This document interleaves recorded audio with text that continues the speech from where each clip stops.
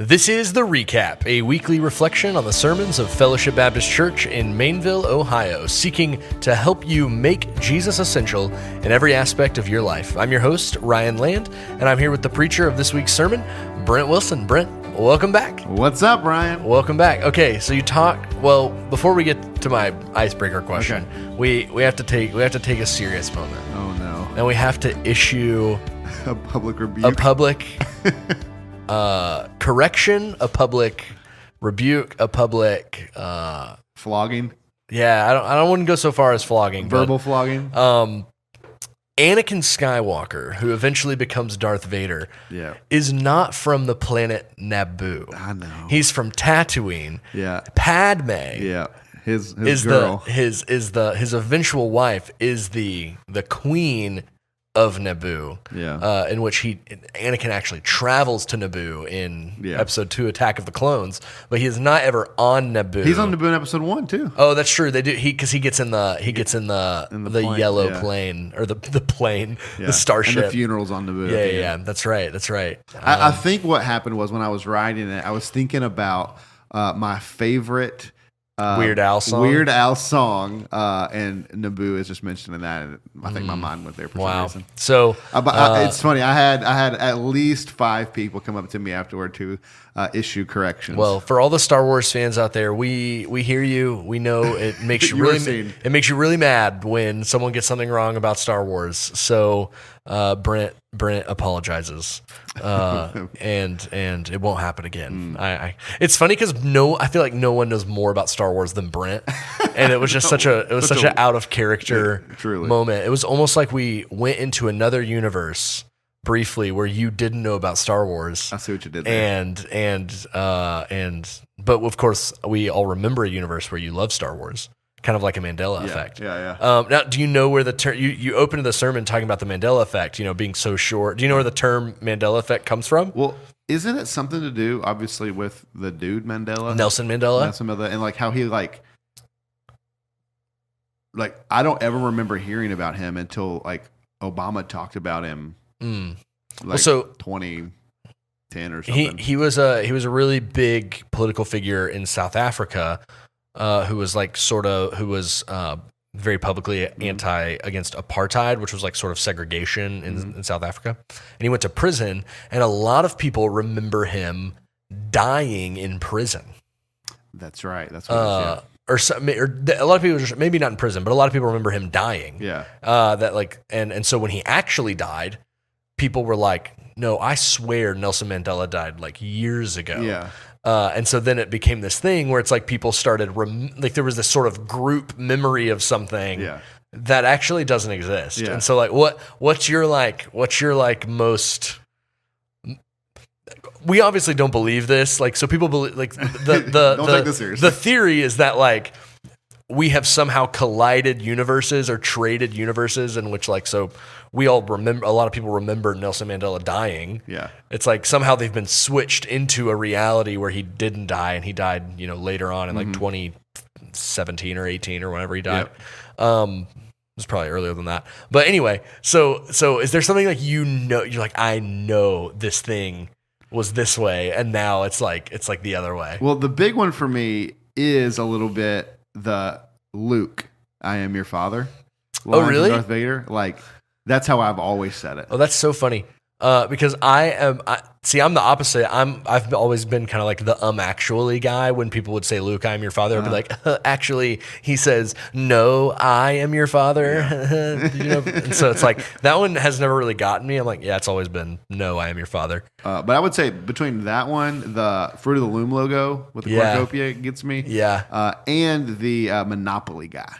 Monocle or no monocle? Yeah. I'm like, he had the monocle. Yeah, now he doesn't, right? Well, apparently he never did. He never did. See, the one that gets me is the Berenstain Bears one. It's like I had Berenstain Bears books, and I would have bet my entire life savings that it was spelled Berenstein, and it's not. It's Berestain.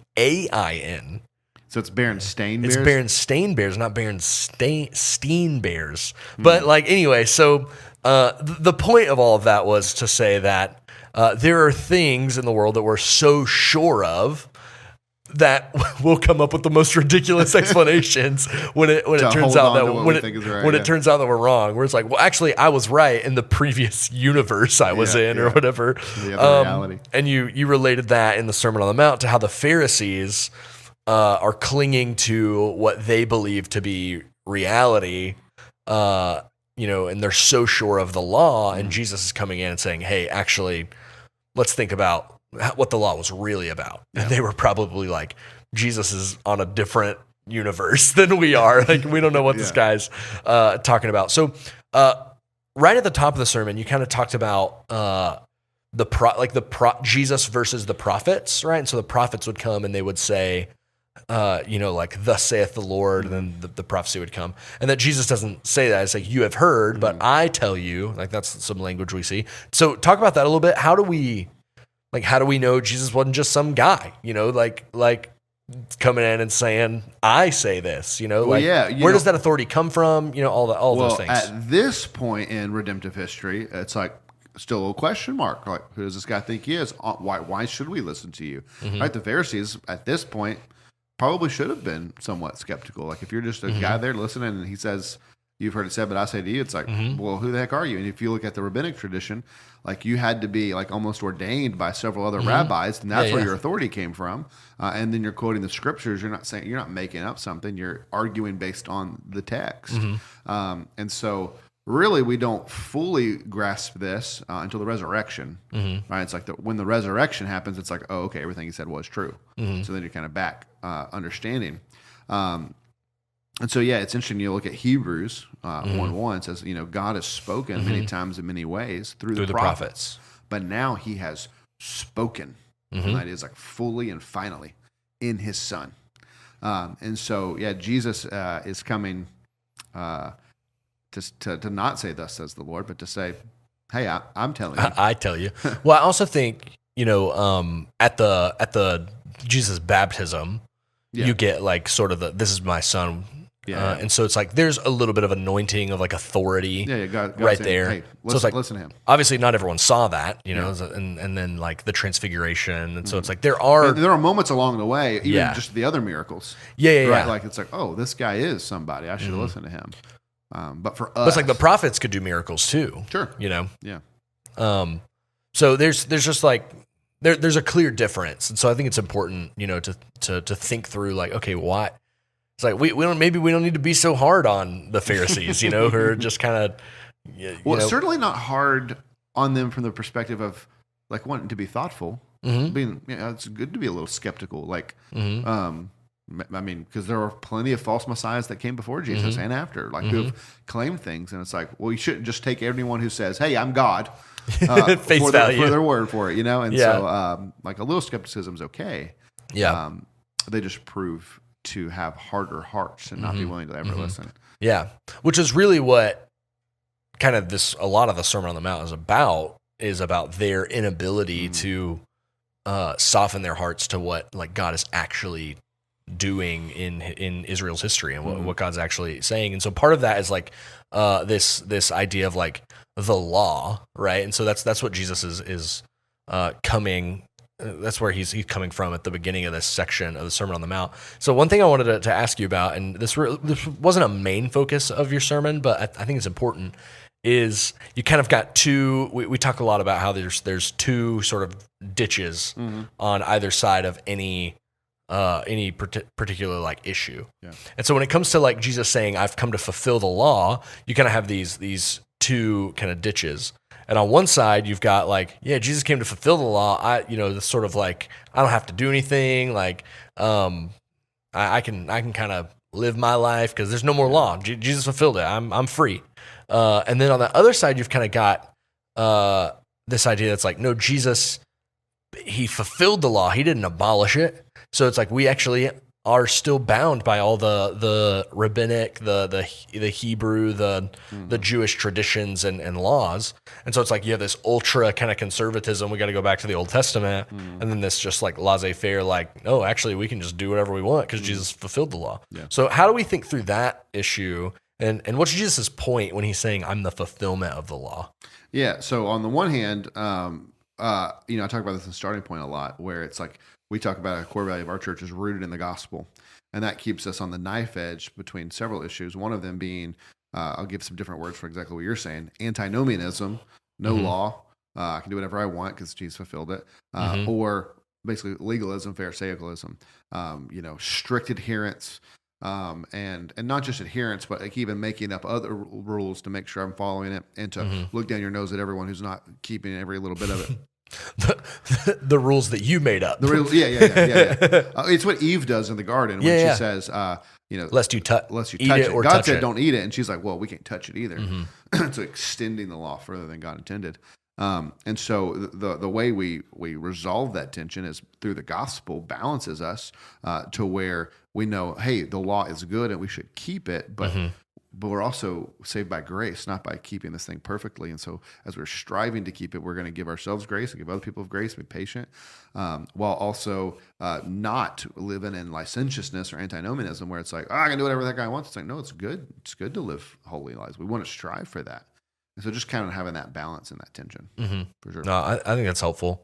So particularly when Jesus is saying like, I've fulfilled, what does he mean when he says I've fulfilled the law? Yeah. So you have, there's two ways to fulfill a law. You can either keep it or pay for it. So the way to fulfill the law of speeding is to either not speed or speed, get a ticket and pay for the ticket. And so when he comes to fulfill the law, he is actually doing both. He is keeping the law perfectly, and then he is paying the price of breaking the law that we did. So he's paying the price for us. Yeah.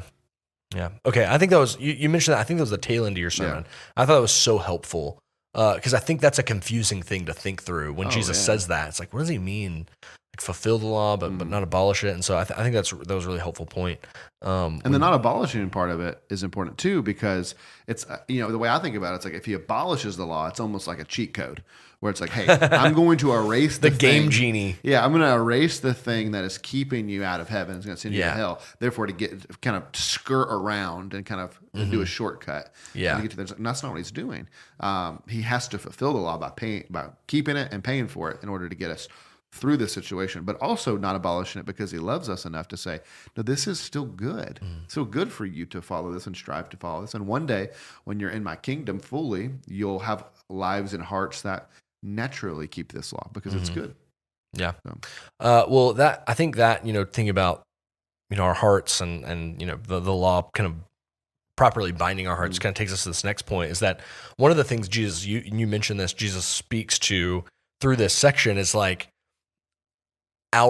he doesn't say this specifically, but our own perceived ability to obey the law. And you talked about how we have this delusion of our own goodness. So unpack that a little bit for us. Like why is Jesus trying to talk us out of this delusion of our goodness? Like what does he mean? Well, yeah, he says he came for the sick. And so for anybody who thinks they're righteous, they're not looking for a savior. They're not looking for forgiveness. They're not looking for God's mercy and grace. And so they're going to be lost. And so like in a lot of ways, you look at the parable of the prodigal son, they're both lost in the beginning, right? They have two different kinds of lostness. One lostness is run away, do whatever the heck I want to. And the other lostness is the Pharisees. It's moral, it's good, but it believes and trusts in its own ability. But that kind of lostness is actually scarier because you're blind to it. And if you don't wake up to your own moral inability to keep the law, then you will go along thinking, oh, me and God are tight. We're good. I've kept it's the rich young ruler. I've kept all the 10 commandments. What else do I need to do? And Jesus is like, the list is long. And so it's almost a worse lostness because there's a blindness to it. And so Jesus is trying to wake them up to that reality so that they will seek a savior. Yeah. And so like you talk about what does he say? Like something about relaxing the law, so if anyone relaxes the law, basically they'll be the least in the kingdom of God. And he uses, I didn't talk about this, but he uses this language of not an iota or a dot will pass, which an iota is a Hebrew letter. There's all kinds of dots in Hebrew, or that's a Greek letter. It's a Greek letter. We're in Greek. It's a Greek letter. And there's all these like breathing marks and dots and stuff. And so, like, none of it, not even one letter of the law is going to pass away until he gives The letter of the law. I wonder if that's from this. Maybe. I don't know. But if anyone relaxes it, and it's interesting because you think about that, and it's like my immediate thought it goes to who's relaxing the law? Well, the people who want to break the law. This is what I thought. And I probably have always thought that. And digging into this, it's like, oh, the Pharisees, ironically, are the ones relaxing. And they would have, if you accused them of that, they would have been like, absolutely not. We are the strictest adherents to the law. And Jesus is like, no, you don't get it. You're relaxing the law because you're only concerned with external conformity to it, doing the right things, not feeling the right things or being motivated by the right things. Yeah. Your inside is way more broken. That's why Jesus later calls them whitewashed tombs. Yep. Pretty on the outside, but dead on the inside. Yeah. And so then you talked about, and this was not going the way I thought you were going to talk about this. We talked about the heart and how the Bible, a biblical view of the heart versus what we say a lot of times about the heart. And so talk to us about the heart for a little bit and how that relates to this section. Well, yeah, it's just so fascinating the way we in modern times talk about the heart. Like we talk about, when you say follow your heart, that is on the presumption that your heart is a good thing to follow, that it is trustworthy. It's trustworthy. It won't lead you astray. Yeah. Or, just pour your heart out as if there's goodness in your heart to be poured out. Or my favorite was, people talk about this all the time. It's like, I've screwed up. I know I'm a sinner. I know I'm bad. I know I've done all these horrible things, but God knows my heart. As if your actions are messed up, but inside you're this really morally pure, good, and upright person. And just the actions, they just come out of nowhere. It's just like, have we actually thought about that? Or even talking about someone else. Well, I know he hit his wife. I know he hurt her. I know he did this or like cheated on her or whatever. But he just has a good heart. It's like, well, actually, no, he doesn't. Because all of those actions flow out of the heart. And so, we just have this very backward view. Yeah. And really need to fix that. I quoted Jeremiah. It says, the heart is deceitfully wicked above all things. Who can trust it? And so, so it's bad. And so Jesus is saying, look, you guys' actions may be relatively good, but your heart's rejected. Yeah. And then, like when he goes into the anger point and the lust point, it's like, that's what he's pointing to is like, he's like, when you do these things in your heart, right? It's like when you lust in your heart, like you've committed adultery, right? And so it's like, he's pointing to not external action, but internal desire, internal, thought. And so the thing I thought you were going to say about, because that is all true. And I think that's super like dangerous and backwards how we, talk about the heart being like, like it's almost like Jiminy Cricket, like, always let your conscience be your guide. Yeah. It's like, it's like you said, always let your heart be your guide. It's like, no, not really. But also how that we have this idea of the heart as very emotive and like very, like the seat of our emotions, feelings. Yeah. And that's not how they thought about it in the ancient world. It's like, actually, all the times they're talking about feeling stuff, it's sometimes a metaphor of your gut. It's a gut. Your bowels. It's like, I felt it in my bowels. Like, that's where emotion was rooted. Yeah. And that the heart was like the center of the person. And it's more how we think about the brain now. Yeah. Because we understand that the brain is actually like where all of the functions of our body are beginning. Yeah. It's like, and I watched an entire YouTube documentary about like when we figure that out and how it's so fascinating. It's like much more recent than you would have thought. But anyway, that's neither here nor there. But it's like when he's talking about the heart, he's really talking about like the center of who you are. Of your being, yeah. Yeah. And so it's not this like when you have, I think we read the word heart sometimes and we think, oh, when you have these emotions, but it's like when this is in you, like as a person, when this is a part of you, right? So it's really just you. It's the center of who you are. Yeah.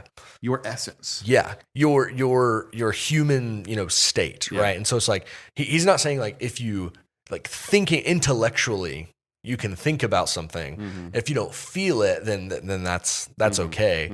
It's like, I think we can kind of over romanticize the language. Yeah. He's like, and where the heart is just like, hey, it's just you. Like everything, and like kind of like you're saying, everything you do flows from your heart. It was like the most core organ. Organ. I said it like the state. Oregon. So then that kind of leads us, starting in the heart. The heart is deceitful. The heart's broken. That leads us to kind of Jesus's kind of dual point here. The two examples he gives of how this works out in the flesh in our day-to-day life. And so first he talks about anger, and he relates it to murder. And interestingly, I thought it like pretty clearly was like, if you hate your brother in your heart, then you've committed murder in your heart or something like that, which it says that about lust, kind of something similar. Yeah. But it actually doesn't say that in the Sermon on the Mount. Like, it's like all these it's like it talks about being liable to judgment. It doesn't actually like say like you've committed murder. And then it talks about these other things about like giving the gift at the altar and all that stuff. So I thought it was there, and it's not. And I was actually thinking, and it's in 1 John, where he talks about like anyone who hates his brother in his heart is a murderer. But it was like I just had this like preconceived notion, and when we were reading it like before the sermon, I was like, "Is this the right version?" I was like, it was like Mandela effect moment. I was like, are we reading the right thing? Yeah. Is something horribly wrong? Are we reading the wrong text or something? So that was just fascinating to me. Yeah. That I think we just thought it was like parallel with the last one. Yeah, and I think we like a lot of people say that, like just kind of as like a truism. It's not that it's not true, but it's just like not here. So I thought that was interesting. Yeah. But talk a little bit this thing about anger. And it's the word insult, I think, in the ESV when they talk about insult your brother. Talk about that. Doesn't that just sound like a bad word? Yeah, yeah. And it's so funny. Like we've talked about this on the podcast before about interpreting the Bible literally and how it's like, only when it's intended to be literally, right? And so it's like if you take this phrase, if you call your brother a fool, you're liable to hellfire. Like I remember reading that and going, oh gosh, I'm done for. Have I ever done that? Or calling someone or insulting someone. It's like I've definitely done that. And so, but it's like okay, that's not what it means. So what is he saying? And so you have anger. We kind of understand anger, and it's a little bit like a progression, maybe potentially. But so you got anger. You have raka, which is probably best translated as non-entity. So you're nobody. You are nothing. And then fool is this person like from Proverbs, like you've got the wise guy, the fool, who is on a path of destruction and who is blind to the havoc they're wreaking in their own life. And so all of that kind of culminates in what I'm feeling and thinking and living toward this person is somebody who I have so dehumanized in my mind and heart that they are truly just worthless. Like I could not think of them less. And it's like, we say things like, that person doesn't deserve the air they breathe or the ground they walk on or things like that. And it's like that, what you can imagine, it's like those sorts of feelings that we have, not just when you're a little frustrated towards somebody, but as that frustration festers and grows, that absolutely could lead to murder because when I've dehumanized this person, I think they're worthless and nothing.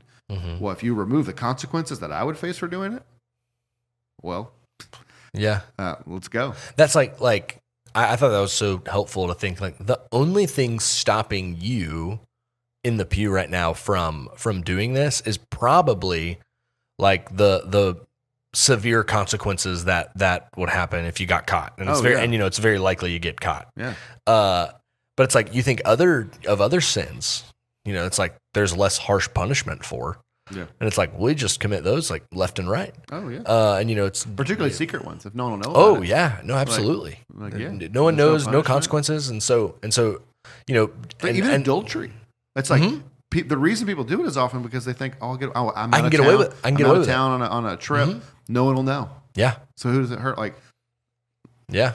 No, I think that's true, and I think it is helpful to think, back on the murder point, like, and this is a little bit related to the lust example later, is that what you must do to a person in your internal life before you get to the external action is so sinful, is so rooted in selfishness and it's like, you talk about murder. It doesn't just like, no one's just like, oh yeah, killed him on accident, or just like, yeah, whatever. I saw him and I went and killed him. Like that's very rare. Like there's probably something else going on if that's the case, but it's like usually murder is, starts with some conflict or some, tension or some whatever. And your point was that it's birthed from anger. It's like, that's where it starts. And it's like, hey, we're actually all already at the starting line of anger. Or of murder. Like the gun has already, like the starting gun has already gone off. And it's like we're all already, and it's like we're restrained by the external factors, but it's like we're actually all already, the guy that's serving, life for murder or whatever, it's like he started with the same anger that you feel towards someone else. It's like that's humbling. Oh yeah, it's like and it's just given the right set of circumstances, we would all do it. Yeah. So I think that's interesting. Well, and like one thing I think of, particularly, you didn't bring this out in your sermon, but how easy this is to do on the internet. It's like that we see like fragments of people's lives, and I think particularly about politicians or there's a journalist who I really like called. His name's David French, and a very notable satire website just essentially called him a Satanist and not a believer because he didn't agree with their politics. And it's like, gosh, the hate you have to have for someone to call them a Satanist, to say that they support demons. And it's like, and it's because like when we get in these online spaces, we see this much of their lives. And it's like, and if we don't like that part that we see, we can just make that their entire person. You know? I mean, even the way, just take as we're more conservative people, you take the furthest left person you can imagine. It's just like, we would disagree with everything. It's like, it is so easy to look at them and go, you are horrible, evil, nothing, bad, terrible, and I've talked about the guys who will go and print off their pictures and use them at the gun range. And it's like, that is so dehumanizing. And so like there is something that led to the shooter that tried to kill Trump a month ago or whatever it was. Like all this online, all this rhetoric and stuff. It's like it has consequences. When you boil someone just down to the parts you don't like about them. When you don't think about them as, you think about Donald Trump, you don't think about him as a father and as a husband and as a, whatever else. Like he's got more going on in his life than just his politics.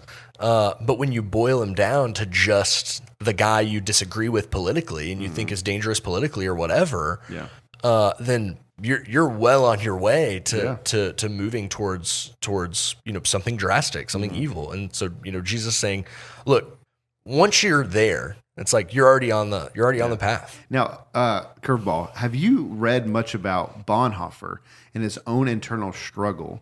And I haven't, so I'm genuinely asking you. I know he has this one, like, because Bonhoeffer in World War II, right, is like, he's a theologian, but he's also like a spy. He's a pastor, But I think he has an opportunity, or thinks he may have an opportunity to kill Hitler. He worked with some German officers who attempted to kill Hitler, and I can't remember what it's called, like Operation Valkyrie maybe is what it's called. And there's some high-ranking German officials who are trying to kill Hitler, like when the war is going poorly. And it ends up not working. I mean, obviously, it ends up not. We know it doesn't work. But yeah, I have not read much about his internal struggle. But I'm sure. I mean, just reading other stuff Bonhoeffer's written, I'm sure that he was aware of this reality. And it's funny. It's like, it's just an interesting question to ask. Are there times where murder, you gotta divide your terms, like I'm not talking about military killing or something, like murder is rooted in something other than anger. Like I'm sure Bonhoeffer was angry about what was happening to Germany.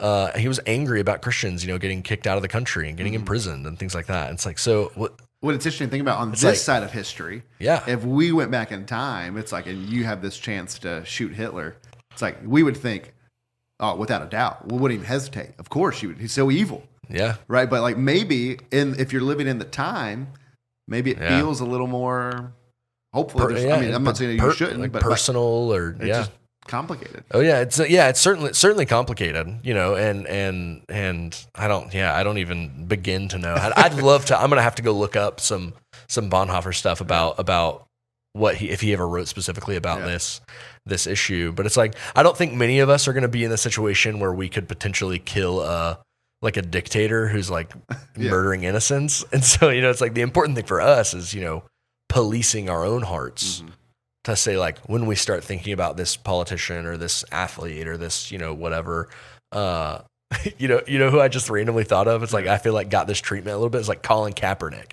Like that dude did one thing and it's like, everyone just hates him. It's like, so he's the Neil guy. Yeah. And so it's like, policing ourselves is like, we're so quick to turn to anger towards someone and then to boil them down to that one thing about them that made us angry, and then they're nothing else. That's like, and Jesus saying, like, not just saying that's sin, he's saying it's dangerous, right? It's like it's going to lead you to path to murder. Yeah, it's going to lead you to something really, really heinous.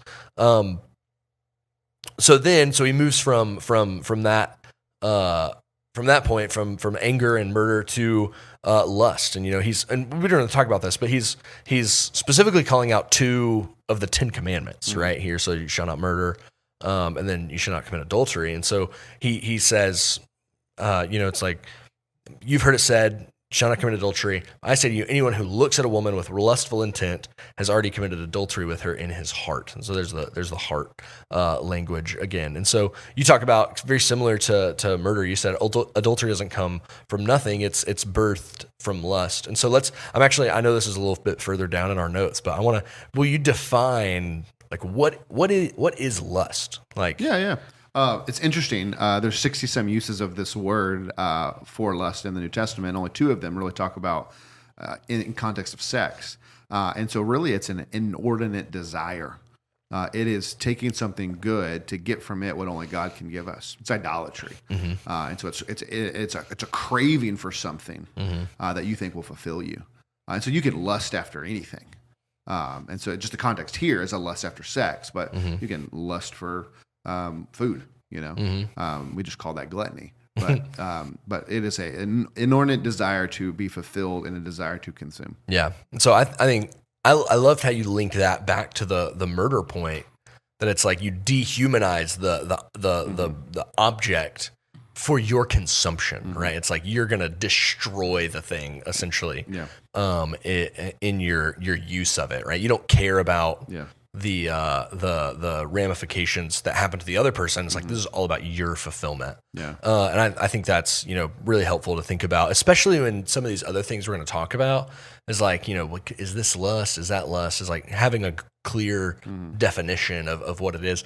But you pulled out this, I was like not expecting the Jimmy Carter story. So, why tell that story about Jimmy Carter? What was your point? What's interesting, one is like, you have this president who is talking about this very biblical idea, and the culture doesn't know what to do with it. So you have SNL making fun of him for weeks. You have talk show hosts talking about this, and Tim Keller's the article I read about this, where Keller talks about how he called them the elites begin talking about how this is not something we struggle with.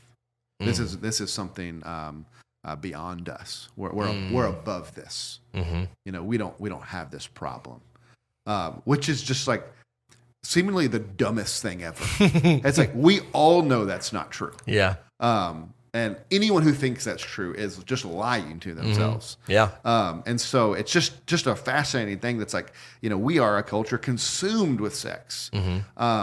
Have been, getting worse, all cultures, all times, have been.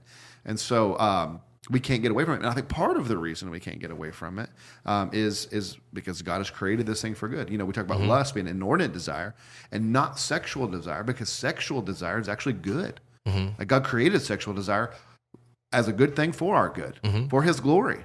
And so that's why it's really important not to define lust as sexual desire, but as an inordinate sexual desire. Yeah. Well, it's like Lewis talks about, Our desires are too weak. Yeah. And it's like, so all of our sin, all temptation is actually rooted in a good desire. Like it's good to want to eat. Yeah. Like, we have to eat to survive. Yeah. It's like, but the temptation to gluttony stems from a weak will, a weak desire of eating too much, right? And so it's like the same thing. Well, and I never thought about. I didn't put this together until just now, but think about the screw tape letters. The two demons, and they say, our father, being Satan, has. We've never been able to invent a pleasure. Yeah, we're still trying, but we've never been able to invent one, and so all we have to do is the ability to twist it and pervert it. Yeah, and so all pleasures are from God; they're all made by God, but we just twist them. Yeah. I also thought it was ironic. I had this thought in the sermon. So you talked about Jimmy Carter talking about how getting made fun of because he lusted and committed adultery in his heart. And then the next Democratic elected president was Bill Clinton. Yeah. Just crazy. Yeah. Just shows you culture moving. Yeah. So anyway, that was just fascinating. Yeah. So, you hit this point, and it's like it, and maybe you've already answered it, but it's like, why is it just hardwired into us as cultures, as societies, to be consumed like with sexual images, ideas? I think it's because it touches the divine in a sense. Like sex gets us close to God or to this thing this fulfillment that only God can give. And we don't want God, but this other thing seems to scratch the itch for a little bit. And we think the more and more and more and the crazier and the wilder and the different whatever will give us this sense of the divine, this mysterious, like it's ecstasy, right? And we're consumed with it because it seems fulfilling, because it's intended to be fulfilling from the perspective of God is given to you as a pleasure to be done in marriage, and it's fulfilling when it's less important than God is. And so it's like, does that make sense? What I'm saying? So for sure. And I also think like there's this sense that it's like like private, but then that makes it fun to kind of wink and kind of get close. And sort of like kind of playing with fire. It's like that kind of, ooh, isn't this dangerous? Like, aren't we so naughty and like whatever? Like, aren't we so look how edgy we are or whatever, so I think there's like a sense in that it's like we actually know it's wrong, and it makes forbidden us fruit kind of thing. It makes us want to no, exactly right. It makes us want to flirt with it. It's like someone told me a story once. Like they had a friend who had a pool in their backyard, but they like did not take care of it, and so it was just like covered in like moss and like algae. It was like it smelled bad. It was nasty. But it was like, you could walk around maybe it was a pond. It was probably a pond. Okay. And you could like walk around the bricks. But they had like algae and stuff coming off of them. And what no one did was say, hey, let's try to go balance on the bricks, and see how close we can get to the pond. It's like, we never did that because we knew that inevitably one of us would fall in. It's like we knew it was going to be so bad. Nobody wants that we fell in that we weren't going to even get close. Yeah. And I think there's this sense where it's like we don't recognize the depravity of sexual sin or of any sin, and so we think, oh, we'll go balance on the bricks and we'll get as close as we can. And then we fall in. And we're like, oh, I probably shouldn't have gotten this close. When we don't realize it's destroyed our lives to a way down the road. Right. We're in the midst of it. You're at the bottom of the algae covered pond. And you're like, I screwed up. It's feels good. Yeah. Feels satisfying. And it's the law of diminishing returns. I got to have more and more and more and more and more. Yeah. And then you get to a place and you're like, you're broken and alone, and your body counts 200, and you're like, there's got to be more than this. Yeah. But you were searching all along. Yeah, and so there's that. I thought this was helpful, and you talked about this. Is that you want this physical unity, but not this every other type of unity with another person. Yeah. So talk about that for a second. Yeah, like if you want to be physically, and then we'll talk about Cam Newton. Yeah. Okay. So if you want to be physically one with somebody, that is a good desire, and the Bible is saying that you shouldn't just give into it. You should channel it. And that desire to be one with somebody physically should be channeled in marriage.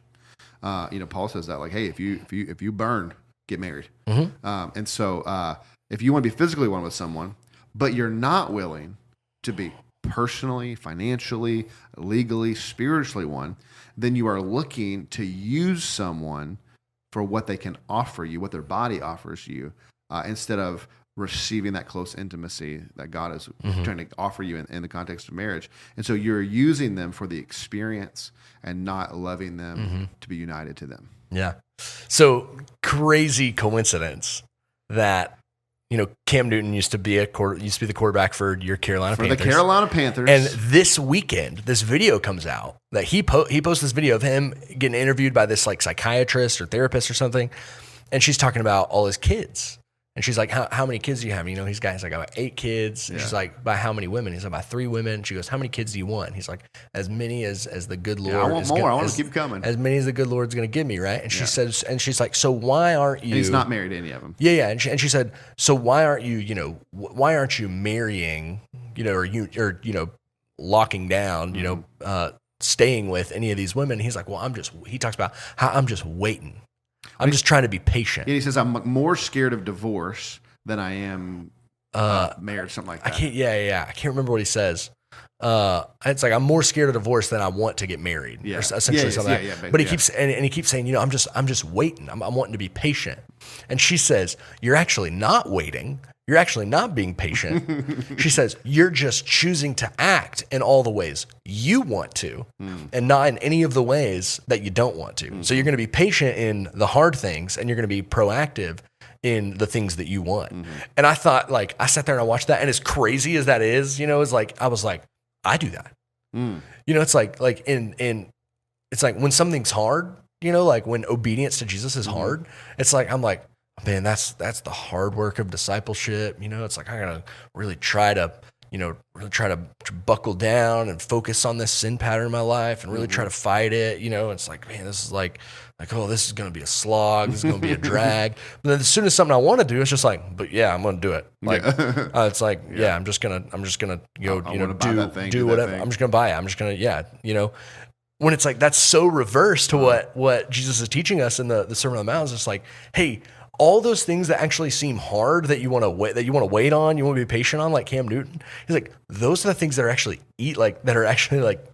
that bring life. Yeah. It's like uniting yourself to someone. This is Paul talking about, uniting to someone is like, that is what is fulfilling, and we're going to talk about 1 Corinthians here in a second, but it's like, those are the things that are giving us life. And, that's what Jesus is trying to teach us here. Now, last thing before we get to the question, this, I think, has a tendency to feel like a little legalistic. It's like, hey, you don't actually have to just do the right things. You actually have to feel the right things. And so what's like the good news? Give us the good news of this section of the Sermon on the Mount. Because I think we could say, like, dang, this is like following Jesus stuff actually is not possible, because I'm going to do this stuff in my heart. I'm going to be mad in my heart. I'm going to lust in my heart. So it's like, I can't fix the problem. And so, like, why even try? Yeah. One thing we didn't say at the top was, while lust and anger are the seeds of murder and adultery, they're not those things, right? Lust is not grounds for divorce like adultery is. The consequences are greater for murder than they are for just being mad at someone. Right. Yeah.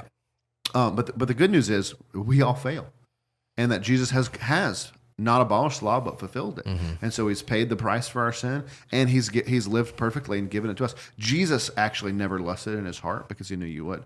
And so he's giving his non-lustful heart to you, his non-lustful obedience to you as if you did it yourself. And so the good news is that we are not getting into heaven on our own righteousness, but on the righteousness of Christ.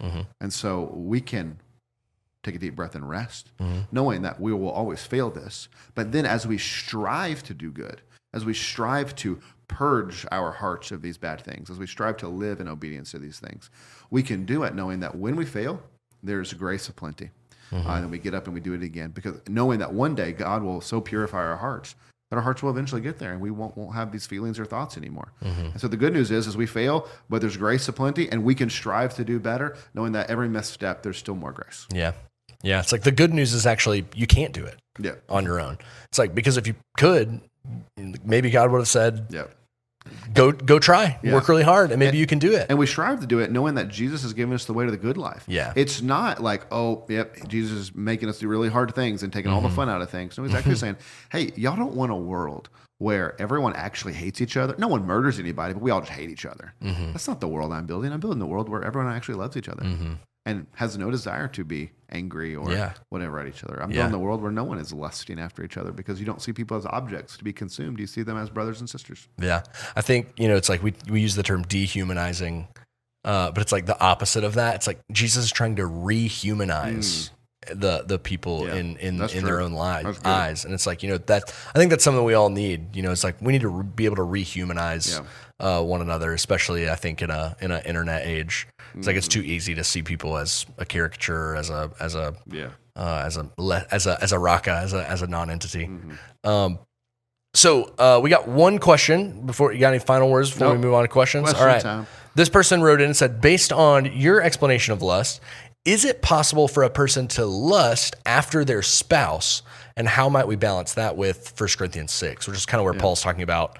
He kind of lays out, right God-honoring sexual desires and relationships between a married couple. Yeah, and that's where he says, don't deprive one another except for prayer.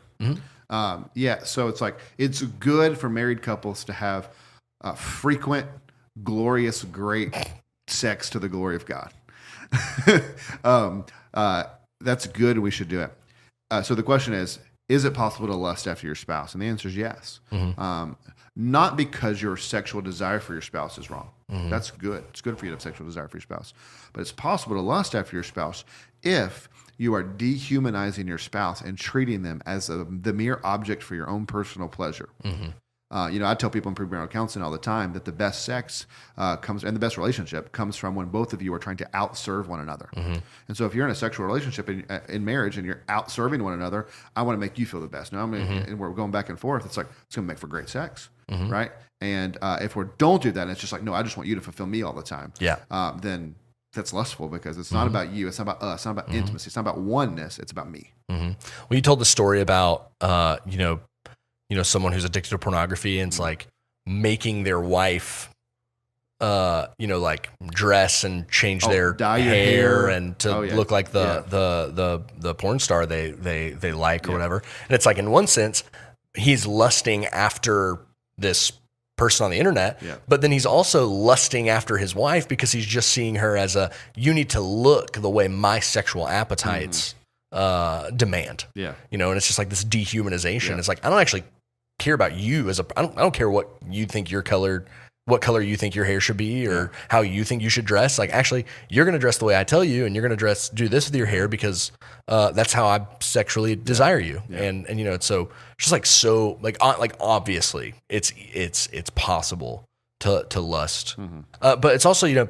ditches too. It's like it's also possible to just deprive one another, like Paul is saying. And so it's like we want to sexual desire is good, and you should long to be with your spouse.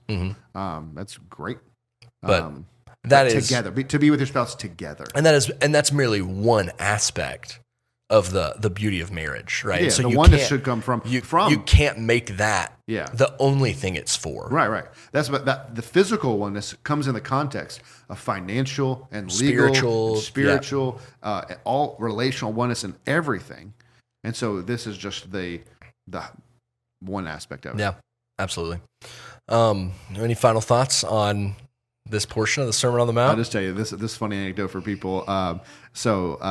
I had talked to Darcy earlier in the week about whether or not, hey, should we give a preface during the sermon? Which I think there should maybe be a parental warning on this podcast. Yeah. Should we just give people this heads up? Hey, we're kind of talking about sex, and eventually I came to the conclusion. I was like, well, I don't think I'm saying anything too graphic, but I did say the word sex a lot apparently, and so several parents told me, just in good fun, that their children in the room who typically don't pay a lot of attention to the sermon, they're younger. This week we're locked in. We're taking notes. But all those in the youth group just like couldn't make eye contact with Brent after the sermon. That's really what that happened there. So, well, thanks for joining us for this episode of The Recap. We hope this conversation has encouraged you to keep striving to make Jesus essential in every aspect of your life. If you aren't part of our church family, we'd love to meet you on a Sunday morning. We gather for worship at 10:30 a.m. For more information, you can always go to myfellowship.church. Thanks for listening. Be blessed.